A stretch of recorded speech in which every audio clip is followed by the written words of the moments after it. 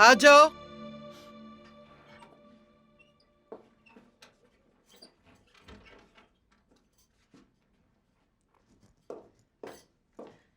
अजमत साहिबा, कैसी तबीयत है आपकी? तुम इतनी सुबह यहाँ क्या कर रही हो बेटा? मैं देख रही हूँ कि आप बहुत बेहतर लग रही हैं पहले से। आप ठीक हो गई हैं। शुक्र है खुदा का, माशाल्लाह। फरीहा, जो कहना है सीधी तरह कहो। सुबह सुबह मेरे कमरे में क्यों आ गई हो तुम आखिर? नहीं, कहने को तो कुछ नहीं है। मैं बस ये देखने आई थी कि आप ठीक हैं या नहीं। मैं आपकी सेहत के बारे में फिक्रमंद थी। माशाल्लाह, आपके और जुमरुद के दरमियान हालात बेहतर हो गए हैं। उसने आपको नहलाया भी है। अब उसकी बदौलत ठीक हो रही हैं। जाहिर है अब जब नवीन चली गई है तो जमरुद ही आपकी पसंदीदा होगी।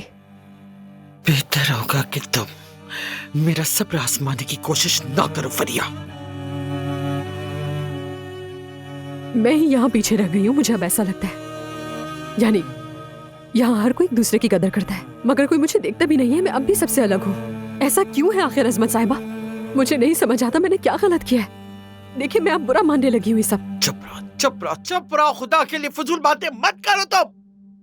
पहले तो मैं उस लड़की जमरुद को बर्दाश्त कर ही नहीं सकती। जमरुद इस घर से जाएगी, जल्द या बदेर वो जाएगी, उसे जाना ही होगा। और तुम सुनो, अपनी हद में रहो, अपनी औकात में रहो, समझ गई तुम? निकलो, चलो चलो, निकलो फौरन, निकलो यहाँ से। ठीक है, मैं समझ गई। ठीक है, जा रही हूँ मैं यहाँ से।